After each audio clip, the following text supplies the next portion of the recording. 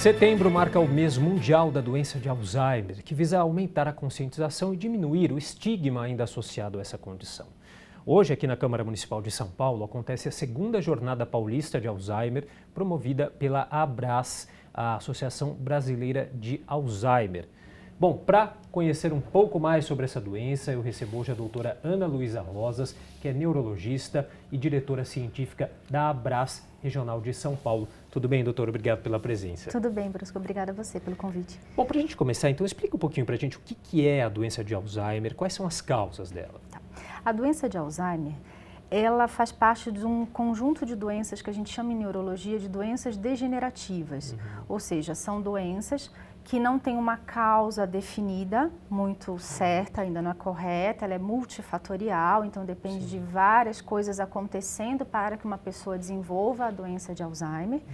E ela é progressiva, ela é contínua e progressiva. Uma vez iniciado o processo degenerativo no cérebro dessa pessoa, a doença ela vai continuando, cada vez piorando um pouquinho mais em relação ao passo anterior, de uma forma progressiva e contínua. Certo, se torna uma doença crônica. Irreversível, digamos assim. Irreversível, até o momento irreversível. Uma doença que aparece a partir de que idade, doutora? Em geral, Brusco, a gente tem que é uma doença que costuma afetar faixas etárias mais avançadas. Acima de 65, 70 anos é mais ou menos a faixa etária que a gente costuma ver. Porém, um fenômeno que tem acontecido e a gente tem reparado é uma antecipação dessa faixa etária. Então, a gente tem percebido pessoas mais jovens também apresentando a doença. Então, o que a gente tinha antigamente, uma ideia de que era doença só do idoso, né? Agora a gente está com algumas mudanças aí em relação a alguns paradigmas e a gente já está vendo a doença acontecer em faixas etárias mais precoces. Porém, é uma minoria ainda de casos e ela continua sendo uma doença de faixas etárias mais avançadas mesmo, uma doença da terceira idade. Mas já dá para apontar por que pessoas mais jovens estão tendo doença? Na verdade, talvez isso não seja uma causa diretamente da pessoa. A gente especula dentro do meio neurológico, do nosso meio científico, que possivelmente nós médicos estamos nos atentando mais precocemente para esse diagnóstico. Tem muito mais estudos hoje em dia sobre a doença, nós sabemos muito mais sobre a doença que não sabíamos antigamente. Então, pode ser que essa seja uma causa, na verdade, da gente estar vendo tantos casos acontecendo de uma forma mais precoce. Talvez seja por isso, nós estamos mais atentos aos primeiros sinais, de repente. E já que a doutora falou sobre essa questão do diagnóstico, a gente tem informação de que aqui no Brasil nós temos cerca de 1.200.000 pessoas, né, com Alzheimer e a maior parte ainda sem um diagnóstico. A que se deve isso, doutora? Talvez... Qual que é a dificuldade nessa questão do diagnóstico? Talvez uma falta de entendimento até das próprias pessoas que se acometem da doença, dos sintomas que ela tem? Eu creio, né, que essa situação de baixo diagnóstico, né, de subdiagnóstico da doença de Alzheimer em algumas regiões principalmente, eu acredito que seja pela falta de preparo, às vezes, do próprio médico ou da equipe de saúde em regiões mais distantes, por exemplo, de se atentar aos primeiros sinais da doença. Porque o que acontece? Em geral, tá? Em geral, qual é o primeiro sinal? Primeira queixa é a queixa de memória. Sim. Em geral, a doença se apresenta inicialmente como uma queixa de memória. Mas hoje em dia, quem que não é esquecido? Exato. Quem que não esquece uma coisa ou outra? Quem não tem algum grau de esquecimento, digamos assim, que possa ser, inclusive, considerado normal para determinada idade? Se já está sendo uma coisa relativamente natural para nós mais jovens, imagina para uma pessoa de 65, 70 anos que começa com algumas coisas de esquecimento, sim, algumas queixas de esquecimento. Possivelmente ela pode passar como normal para as pessoas que estão em contato com ela. E aí tem uma grande dificuldade, às vezes, de você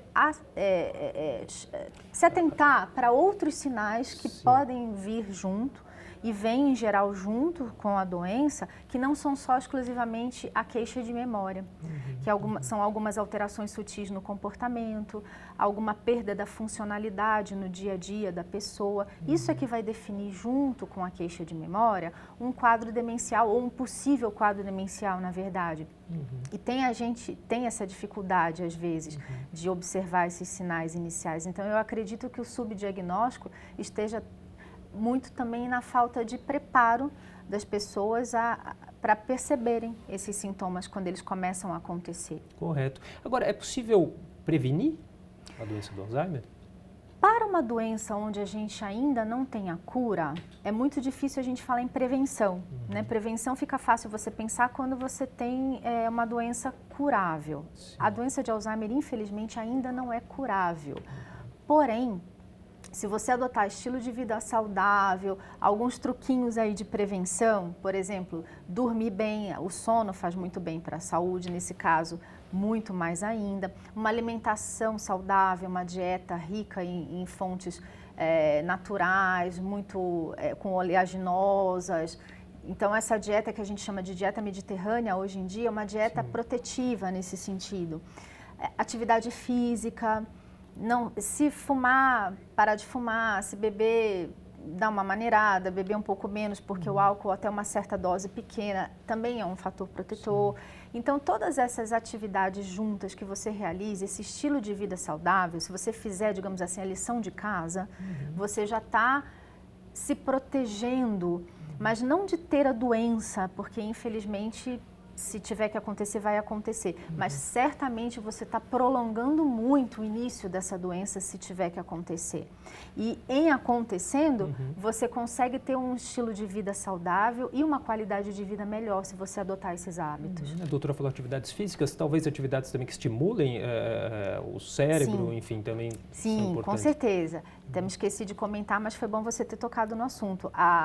O estímulo cognitivo é muito importante, né? A gente fala em atividade física, ginástica para o corpo e ginástica para o cérebro também, né? Correto.